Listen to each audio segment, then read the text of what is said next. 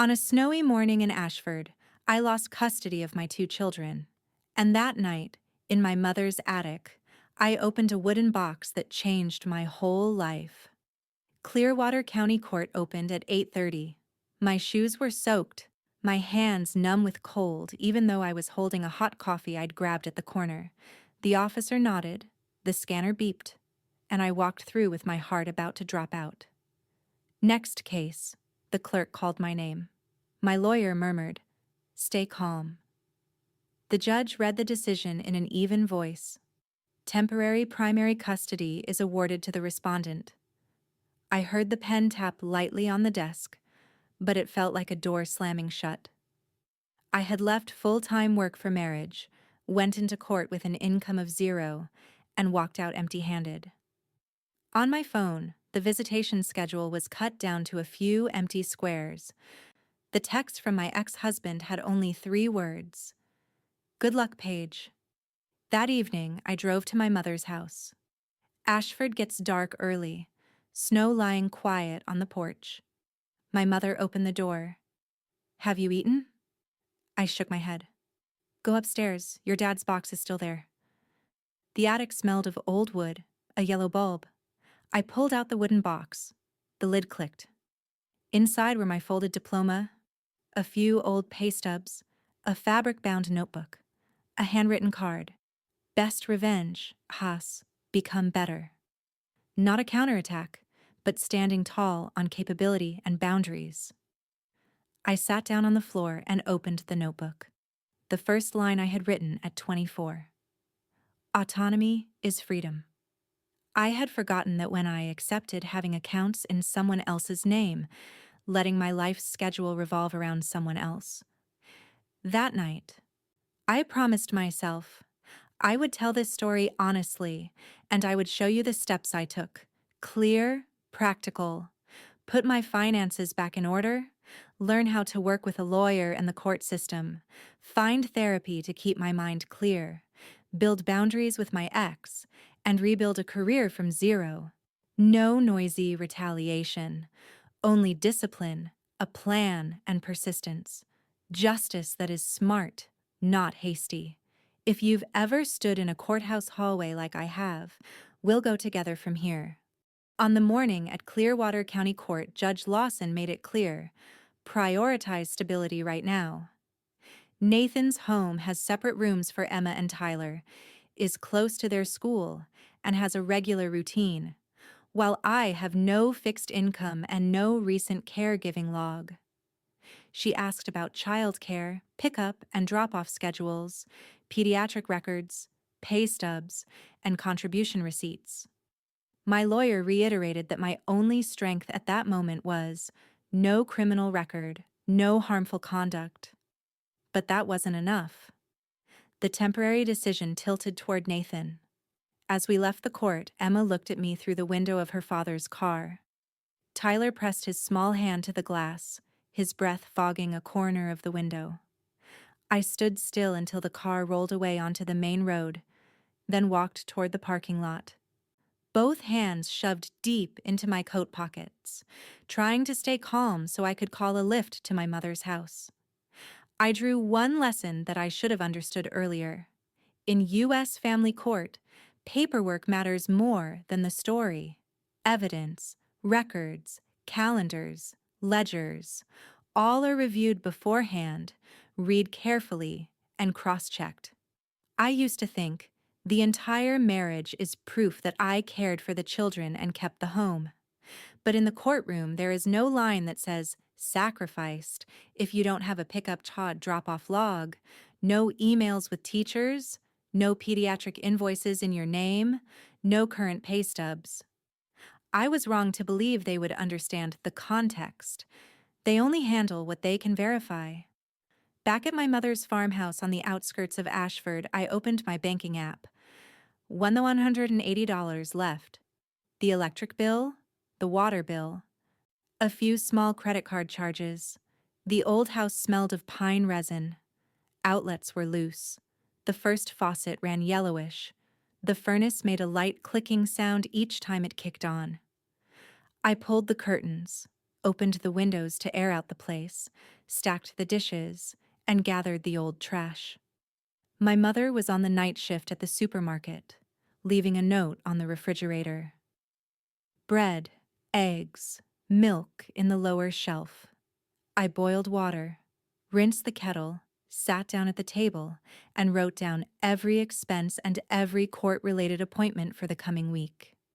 Around 6 o'clock, our neighbor Ellen Whitaker brought over a hot casserole. She knocked and spoke as if continuing an old conversation. "Your mother once helped me calculate the loan for a new roof. You take after her, with numbers." She set the tray on the table and told me to reheat at 350 degrees for 15 minutes if it went into the fridge. I thanked her and said I really needed a proper dinner. "You should change the locks tomorrow," she said. At the hardware store down the street, they cut keys quickly. The way she spoke was simple, specific, exactly what I needed. I set a framework for myself for the first 72 hours to regain a sense of control. 12 tasks, no debate. Just do them. Sleep enough first. I pulled on an extra blanket, set the alarm for 6 a.m., and turned off the phone at 10 p.m. Eat enough. That night, I ate a portion of casserole with a simple salad. In the morning, fried eggs and toast. Clean the kitchen, wipe the counters, wash the sink, and gather unnecessary items into a bin. Clean water. Flush the pipes for a few minutes, replace the faucet filter, and boil drinking water for the day. Heating. Check the furnace, add extra draft guards at the door, and prepare a space heater in the bedroom. Change the locks. The next morning, I went to the hardware store, bought a new lock set, and asked the young neighbor to help install it. Financial inventory. Write out the accounts, balances, and due dates. Call the hotline to request a deferral on one credit card. Cancel a few unnecessary subscriptions. Make a 30-day budget. Break it into groceries, gas, utilities, phone, legal, and contingency. Call 3 contacts. My former teacher at my high school, the pastoral care lead at church, and my mother's friend who used to work at a bank. Submit 3 job applications, 1 to the community bank, 1 to the grocery store, and 1 to the town library. Emotions journal. Write for 15 minutes each morning to release pressure, noting even small details like calls with the children. Light exercise. Walk around the neighborhood for 20 minutes and do stretches for my back and shoulders.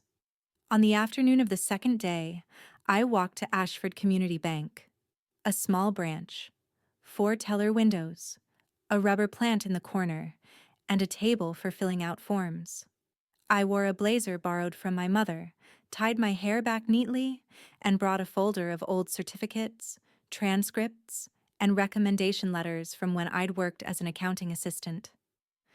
The branch manager, Miss Patricia Walsh, invited me into her office and asked how long I'd been out of work, which shifts I could do, and whether I would be comfortable facing customers. I told the truth about the 10-year gap. I have an employment gap because I chose to stay home with the kids.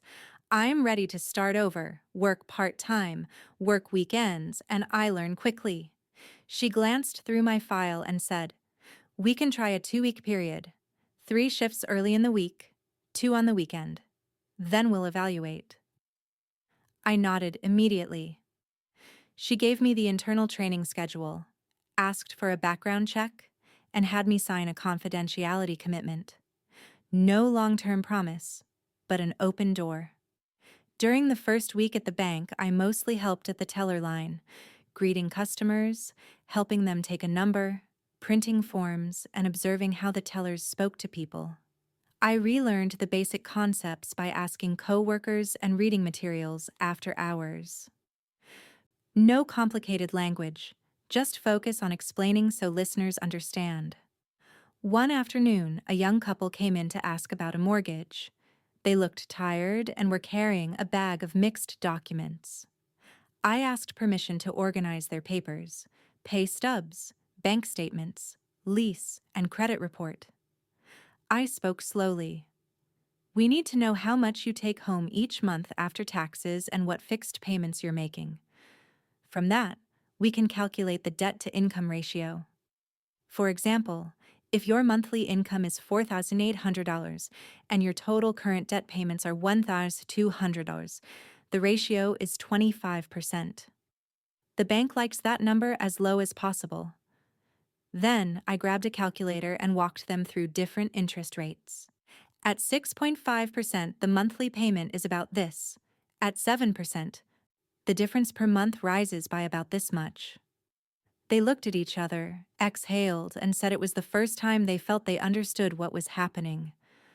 I didn't do anything grand, just provided clarity. But as I stepped away from the table, I felt part of my capability return. I still have value when I'm standing in front of numbers and people. Looking back, the way to get back in the race after a gap isn't a beautiful story. It's clear, verifiable tasks. I made a skills inventory on paper. Things I'm proficient at from home outward: family budgeting, managing the kids' school schedules, coordinating volunteering at school, checking bills, working with forms. I called Emma's former school principal to confirm I had coordinated class events.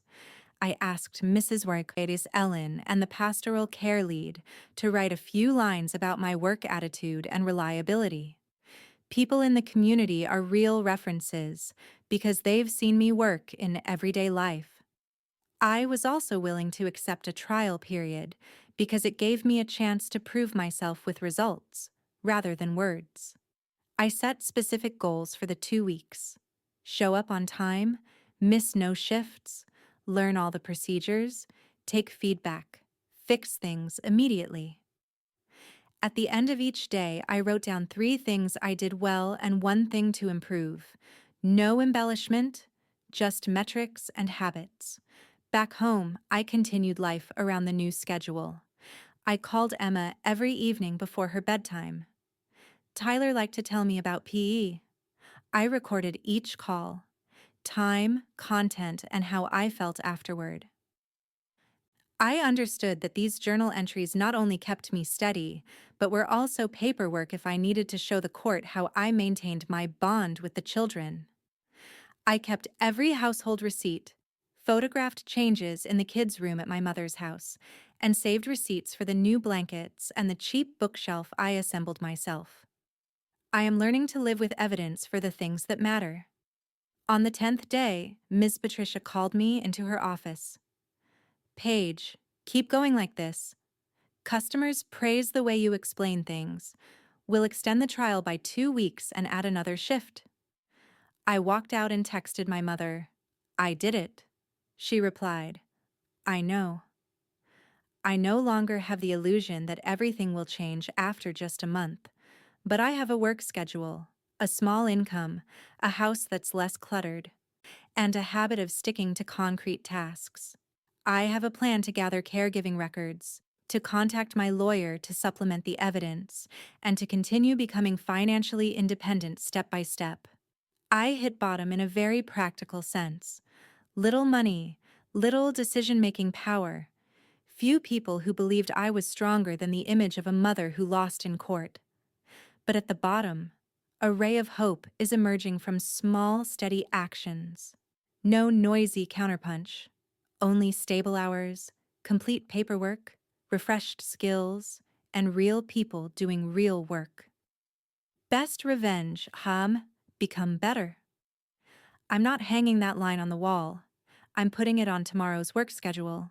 And tomorrow morning I'll get up at 6, brew coffee, open the notebook, and continue. That night I wrote the promise in my notebook. In the morning, the wooden box gave me a plan clear enough to get back on my feet right away. In the attic, I opened the wooden box again. Inside were my mother's notebook, written in blue ink, a silver USB drive, and a small key with the county bank's tag. I plugged the USB drive into the computer and got a password prompt. I remembered my mother's story. My parents first met at Coney Island in the summer of 1986. I entered that date in US format. The USB opened. In the folder were spreadsheets of expenses, an asset list, a tax filing calendar, and a file named Emergency Runbook. My mother's notebook talked about how ordinary Americans accumulate wealth. No showing off, no bad debt, pay taxes properly, clear paperwork, let money work bit by bit over many years. I read for an hour. My mother called it quiet wealth, not sudden wealth, but steady. Automatic transfers right after payday, contributing to a retirement account at a level you can handle, keeping an emergency fund thick enough, tracking spending on a single page, keeping all receipts and tax returns.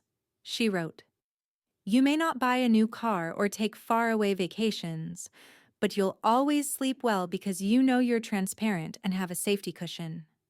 I realized I had drifted far from those simple principles for too long. The small key led me to a safe deposit box at the county bank. I made an appointment and brought ID. In the box were copies of birth certificates, my grandparents' old deed, a few U.S. savings bonds nearing maturity, and an envelope labeled "For Rainy Days." Inside was a modest savings. I didn't withdraw it all. I withdrew just enough, set up an emergency fund for 6 months of essential expenses, and left the rest to keep earning interest. No need to flaunt anything. I just needed the ability to withstand a shock so my mind would be free to do bigger work. Back home, I laid out a simple liquidity framework and stuck to it. Layer 1 is cash for 6 months of basic costs: housing, utilities, groceries, transportation, insurance, legal fees. Layer 2 is short-term CDs laddered so one matures every month, with slightly higher yield but still quick access if needed. Layer 3 is high-quality bonds, prioritizing treasuries, reserved for goals beyond 1 year. With my current part-time income, I applied the 50-30-20 rule in a practical way. 50% for essentials, 30% temporarily near zero for non-essentials, 20% for saving and debt repayment. In the first months, if that 20% wasn't enough, I increased hours and cut the wants to make up the difference. Each week, I took a photo of the budget sheet, printed it, and filed it in a folder. I used part of the withdrawn money to bring the house up to a stable standard, the standard the judge cares about. I called a licensed electrician to check loose outlets, replace old fuses, and install additional smoke detectors and a CO alarm. The plumber flushed the tank, changed the filters, and checked the water heater. I repainted 2 small rooms, set up a bunk bed for Tyler and a twin for Emma, hung curtains, placed a low bookshelf, and labeled the toy bins. I kept every receipt, took before and after photos, and printed clear timestamps. I even printed photos of the study corner, the closet, and the class schedule posted on the wall. This wasn't to show off to anyone. It was to prove to the court that I had prepared a safe, stable place for the kids. At the same time, I arranged to retrain. At the county community college, there was an evening course in personal financial counseling lasting a few months. I registered immediately.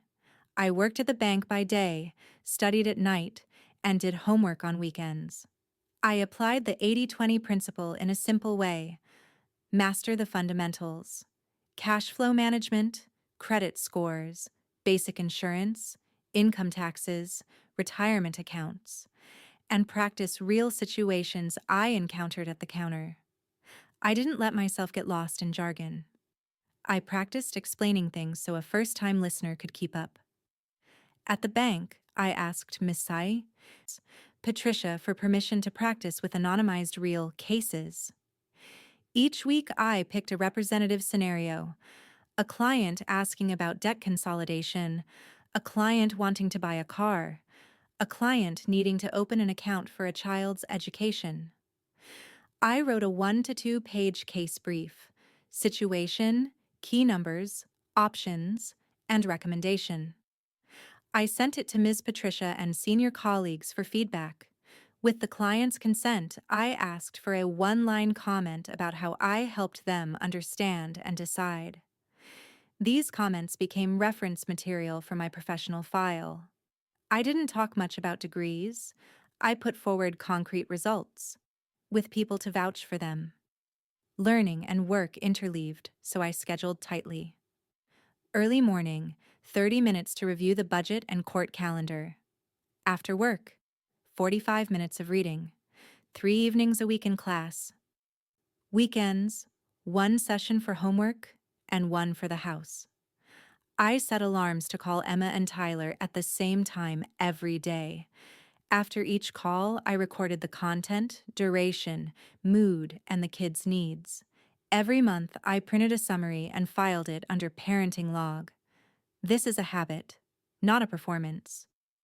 But I know that in court, habits recorded on paper will speak for me. When the house was tidier, I invited the social worker on the case to visit. By the book. They checked the safety devices, asked about routines, and looked at the kids' rooms. I showed an album from day one to the present, repair receipts, the homeowner's insurance policy, and my work schedule.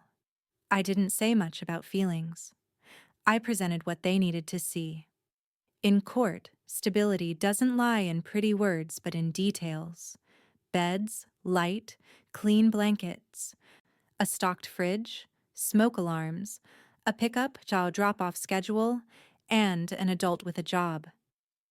In the evening class, the instructor introduced more complex topics, but I always pulled them back to reality.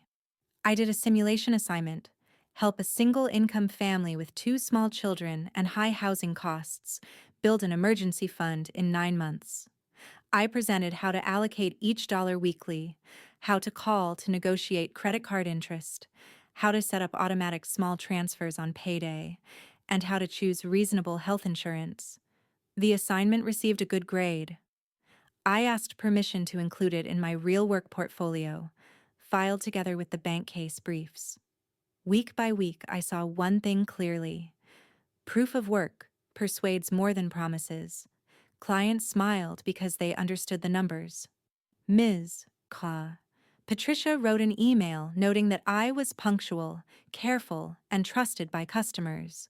The social worker marked complete for the safety items.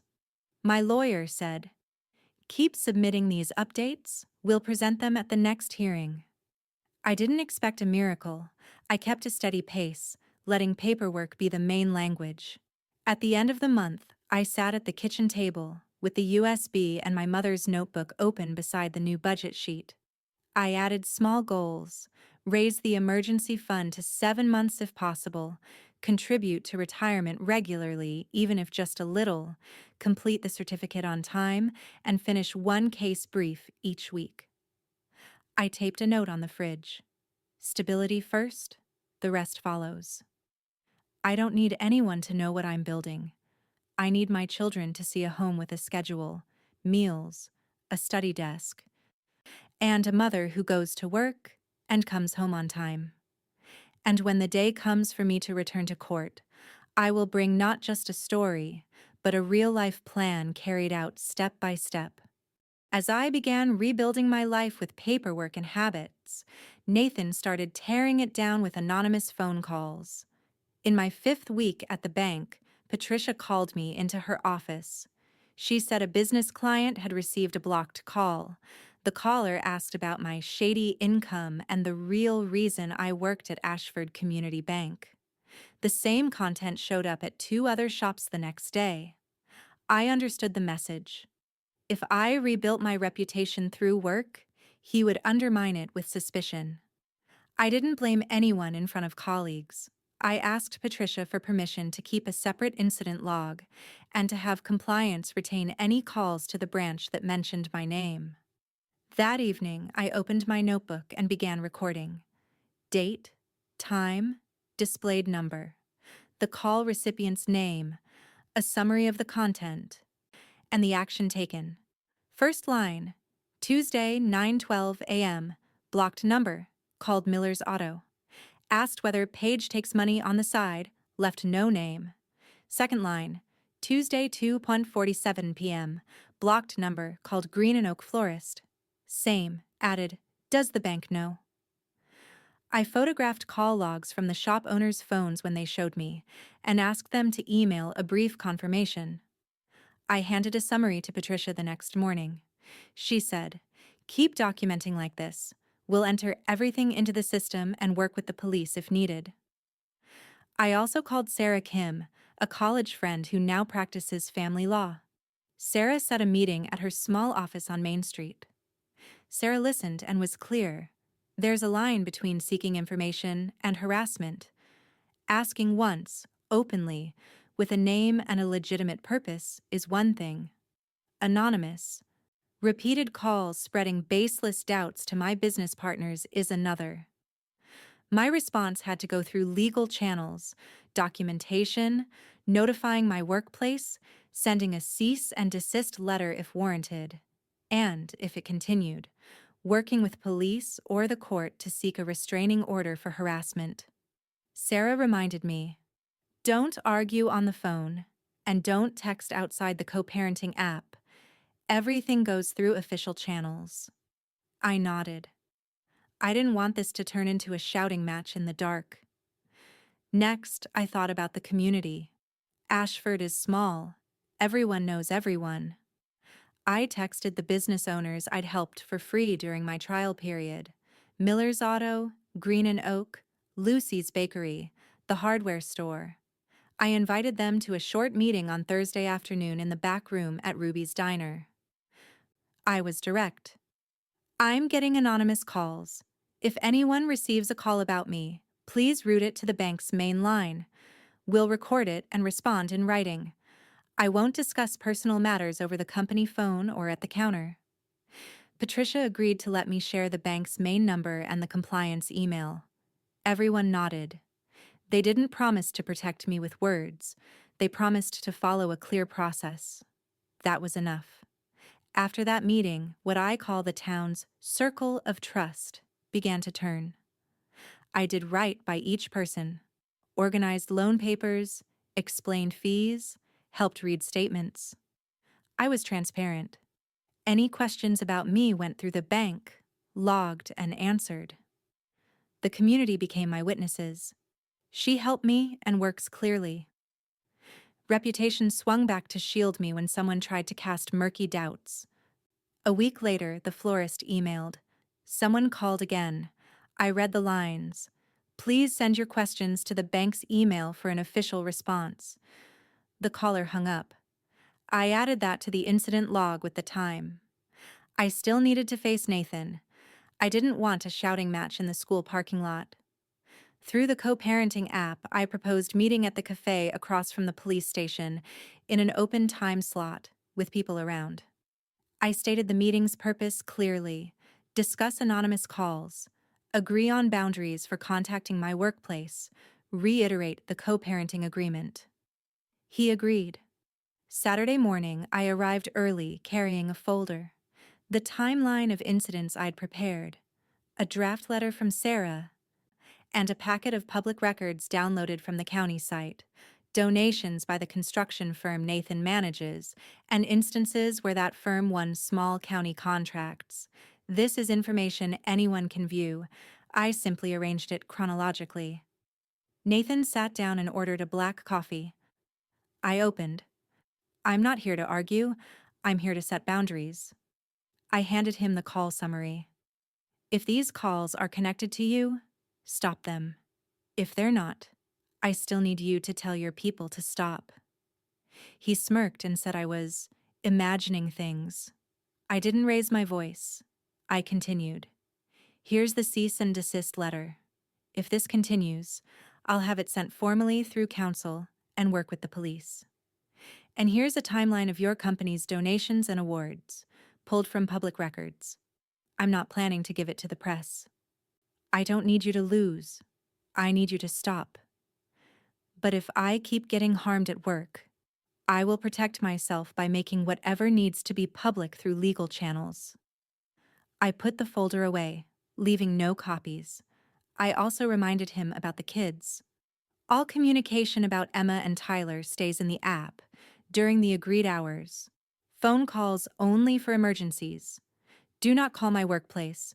Do not discuss my personal life with my clients. I finished and went quiet. There was no applause in that moment. Nathan exhaled sharply and made a veiled comment that everyone has secrets. I replied, secrets unrelated to parenting and my job will no longer be weapons for you. I stood up, paid for my coffee, said goodbye, and left. The meeting lasted exactly 18 minutes. I logged the time, content, and my impressions from the driver's seat before leaving the lot. That afternoon, Sarah sent the formal letter by email and I e-signed it. Patricia updated the internal file and told everyone, if any call mentions Paige's name, route it to me. Over the next 2 days, the anonymous calls dropped sharply. One more came into the bakery. The owner read the agreed line, and the caller hung up. I added that entry. I didn't declare victory. I kept the process. Document, notify, handle through counsel, don't spar. The following Friday, Nathan and I exchanged the kids in the library parking lot. I knelt to tie Tyler's shoelaces, hugged Emma, and reminded them about their coats. Nathan stood at a distance, saying nothing. I didn't look to guess his mood. I just checked next week's schedule in the app. Pickups, the teacher meeting, the weekend activity. I kept going to my evening class, finished another case brief at the bank, and called my mother to say things had calmed down. I drew one lesson. Setting boundaries isn't about being tough. It's about choosing clarity with evidence. I didn't extort or defame. I prepared to make information public through legal channels if forced to defend myself. I don't need anyone to lose for me to feel strong. I need the harassment to stop so I can do right by my kids and my job. Smart justice, not rash, isn't a wall slogan. It's a calendar with my lawyer, formal letters, an incident log, workplace procedures, and a short coffee meeting with words tight enough. The rest I leave to the community and time to prove. A week after the boundary-setting coffee meeting, I walked back into the Clearwater County Court with a file entirely different from the first day. Fewer explanations, more clear evidence. That morning, I arrived early, carrying ring binders labeled income, housing, caregiving, child progress, parenting log. My attorney set an employment verification letter from Ashford Community Bank on the table. Shift schedule, pay rate, extended trial period, Patricia's remarks on discipline and customer service. I added 3 pay stubs, account statements, and next month's work schedule. In the housing section, I had photos of Emma's and Tyler's rooms, invoices from the electrician and the plumber, the smoke detector inspection slip, and the updated homeowner's insurance policy. Caregiving included the pick-up-to-drop-off schedule, the weekly menu, the sleep schedule, and a fixed video call schedule. Child progress contained an email from Emma's teacher praising her for turning in assignments more on time, a note from Tyler's mini soccer coach about his full participation, and the sleep tracking sheet I keep. The parenting log was a summary of call times, main topics, and feelings after each visit. Supervisor Ruth Delgado was present. She had visited my home twice and observed one afternoon after school. When she stood at the podium, Ruth spoke briefly and firmly. The house is clean, adequately safe, and the equipment functions properly. Each child has a separate bed, a study corner, and personal items. She described Emma proactively showing her desk area, and Tyler comfortably pulling a construction set onto the floor. She noted that I carry out the pre-bed routines consistently, no scolding, no rushing, with a timetable posted in the hallway.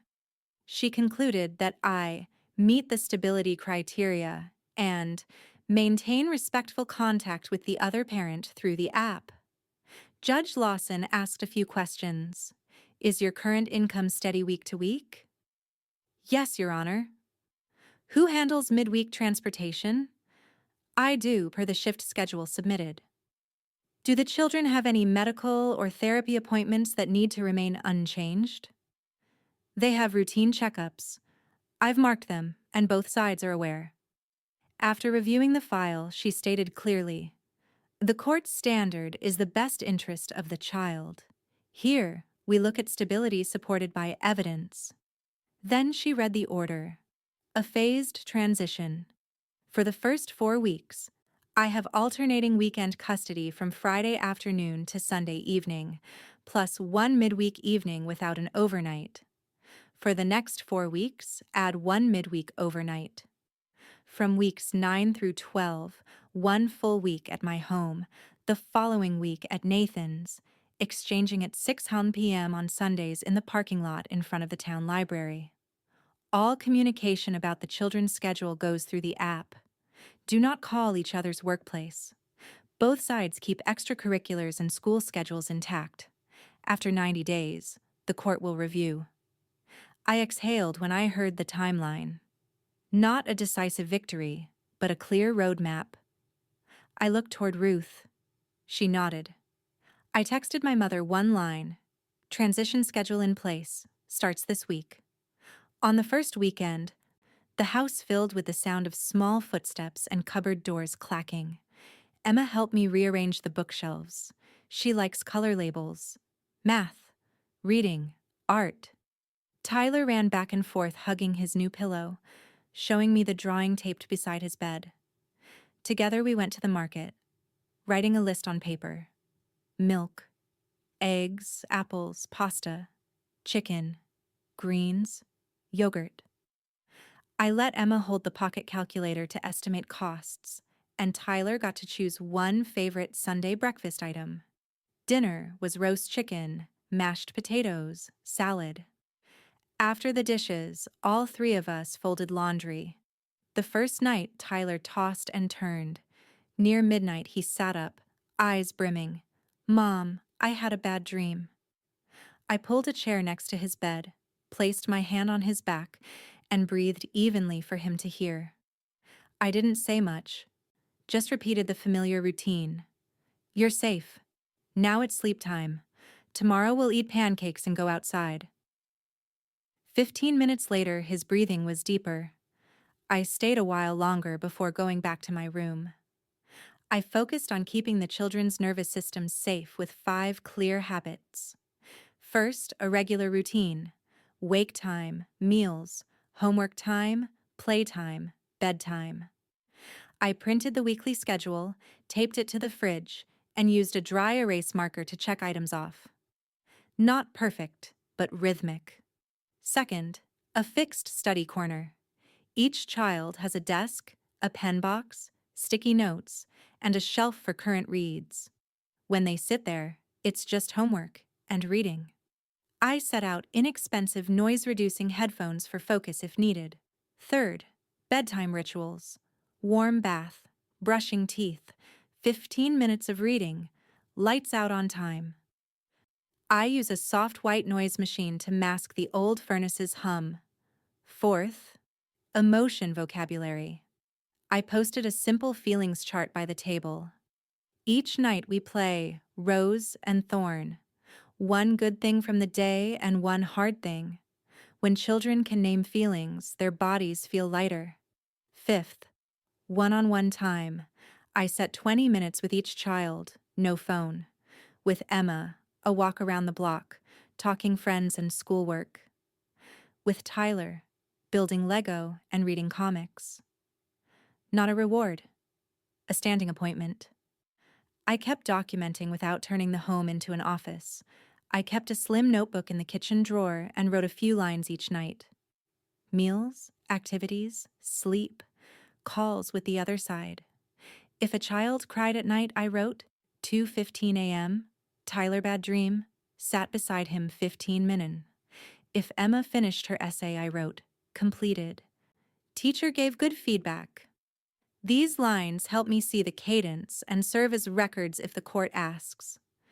In week 3, Ruth stopped by in the evening.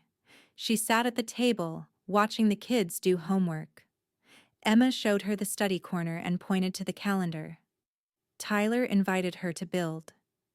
Ruth asked about my plan once we added a midweek overnight.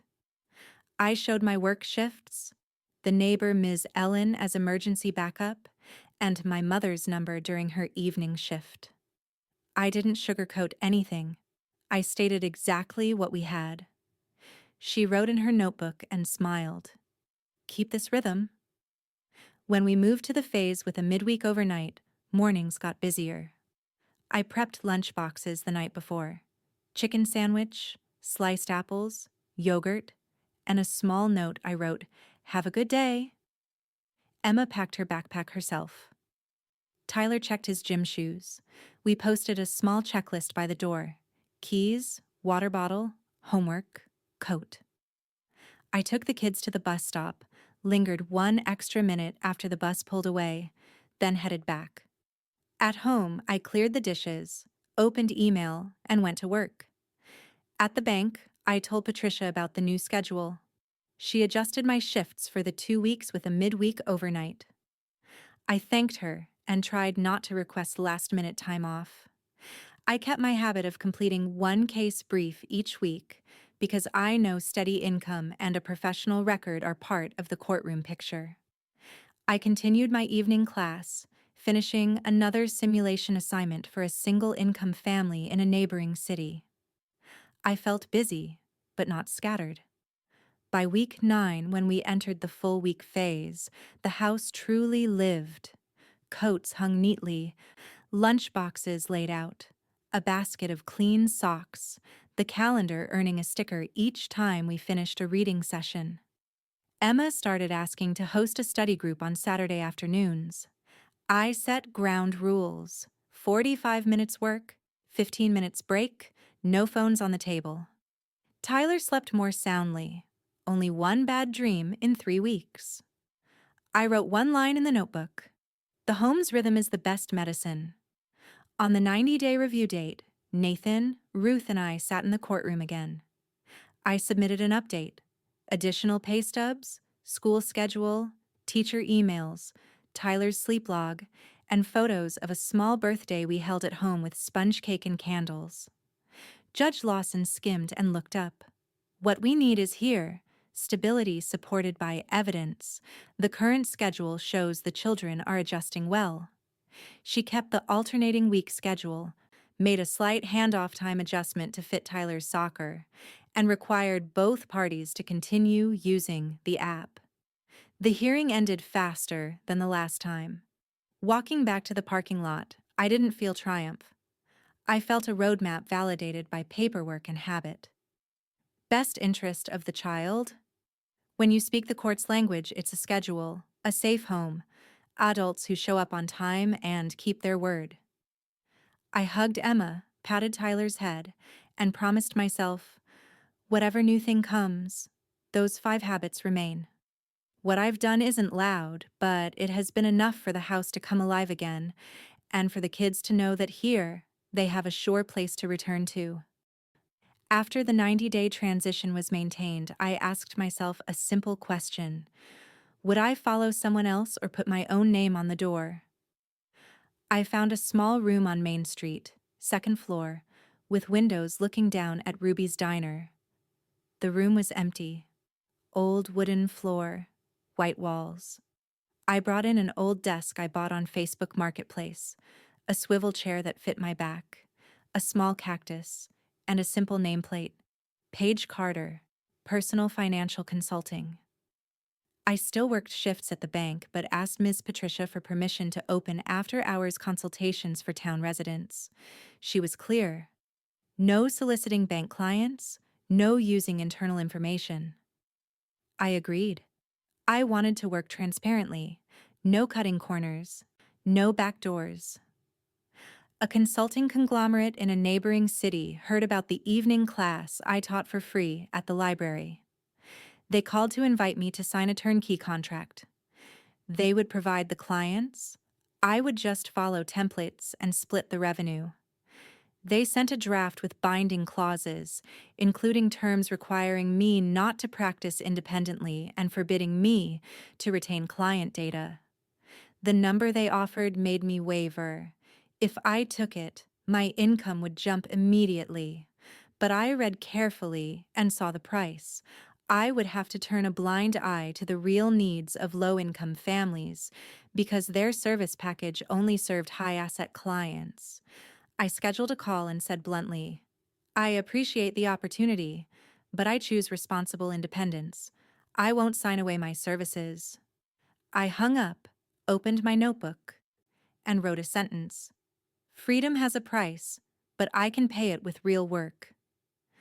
I registered a small entity, opened a separate account for this activity, purchased professional liability insurance at an appropriate level, and set up a clear contract template. Consultation hours, transparent fees, no commissions from product sales. Each month, I set aside 2 free sessions for seniors and 1 group class for single parents. I kept boundaries, not taking more clients than I can serve thoroughly, not answering emails after 8 p.m. unless urgent. I don't want to get rich fast. I want steady and clean. On the family side, Nathan and I started being civil co-parents in the true sense. The visitation schedule was clear. We still exchanged at the library parking lot at 6 p.m. on Sundays. We moved all communication to email or the app. No random texts, no surprise calls. At parent-teacher meetings, we arrived on time, sat 1 row apart, listened to the teacher, took notes, and didn't argue. When a schedule change came up unexpectedly, we sent the request by email, replied within 24 hours, and stated the reason. Not perfect, but there were rules, and the kids saw the adults keep calm in front of them. I taught Emma and Tyler practical things: reading a menu, packing their own backpacks, folding blankets after getting up, saying "I'm sad" instead of staying silent. Every evening we still had 20 minutes one-on-one. I didn't try to act tough. I did enough of what a mother needs to do. What I want my children to see isn't that their mother defeated anyone, but that their mother shows up and keeps her word. Sitting in the small office looking down at the street, I wrote out my own formula for freedom: capability plus discipline plus boundaries. Capability is the skills I went back to learn and practice: budgeting, explaining numbers, understanding basic law, knowing when to call a lawyer. Discipline is the habits I keep: showing up on time, recording, cross-checking, tracking what I promised. Boundaries are the lines I set: clear channels of communication, not taking clients beyond my competence, not letting work spill into my children's time. With those 3, I felt my breathing even out. I was no longer defined by anger, by fear, or by someone else's story about me. Winning for me is no longer making the other person collapse. Winning is no longer being defined by them. I don't follow Nathan's social media. Don't guess motives. Don't contribute to rumor. I use my time to serve real people with real needs: a hairstylist who wants to pay off card debt in 6 months, a driver who wants to build an emergency fund, a single mother who needs help reading a hospital bill. I end each consultation with a small plan for the coming week and a clear next appointment. I pick up my children on time, cook a simple dinner, and read before lights out. At the end of the day, I lock the office and look down at Main Street. The shop lights go out one by one. I don't know where the future will take me, but I know I'm choosing on my own initiative. I'm not selling myself. I'm not trying to drag anyone down either. I'm building a life sturdy enough that the people who matter most to me, Emma and Tyler, feel safe every time they step through the door. And tomorrow, I'll open again at 9, hang the open sign, brew a pot of coffee, and begin another day of honest work. The door of the small office on Main Street closed at 6 p.m., but another door opened more clearly. the part of life that bears my own name and for which I take full responsibility to the end. Having been through it all, I boiled the lessons down to things you can do right away. Financial freedom isn't magic. It's a skill you practice daily. Write a simple budget, maintain an emergency fund for a few months of expenses, and deal transparently with taxes and paperwork. With this foundation, you speak more firmly with the court, with a landlord, with a bank, because you have numbers and a schedule, not just feelings. Community is life capital. A neighbor brings a casserole and reminds you to change the locks. A decent boss offers a trial chance and gives proper recognition. A lawyer friend points you to the legal channels to protect yourself. Those three people are enough to help you stand again after the storm, if you proactively ask and show gratitude. Setting boundaries matters more than revenge. Clear boundaries, communication channels, timing, procedures make toxic behavior stop thanks to the system, not anger. I chose to send formal letters, keep records, and disclose exactly what was necessary. I don't need anyone to lose. I need the peace to fulfill my roles as a mother and a worker. And finally, redefine yourself. I left the position of dependent to become a builder. Not perfect, but present on time, working clean, knowing how to say no, and knowing how to ask for help when needed. That is the hardest and most worthwhile victory. My mother's wooden box didn't contain magic, it contained homework. When I did the assignments, justice came to the door on its own. From that moment, I no longer needed revenge. I only needed to live my values, 1 week at a time. If you've ever stood on the sidelines in your own home, write in the comments one small thing you will do in the next 72 hours to regain control. I read everything and will reply to comments that need more specific guidance. Thank you for staying to the end of the story, for listening, and for believing in very ordinary steps. If you found the video helpful, please subscribe to the channel, share it with someone who needs it, and see you in the next video.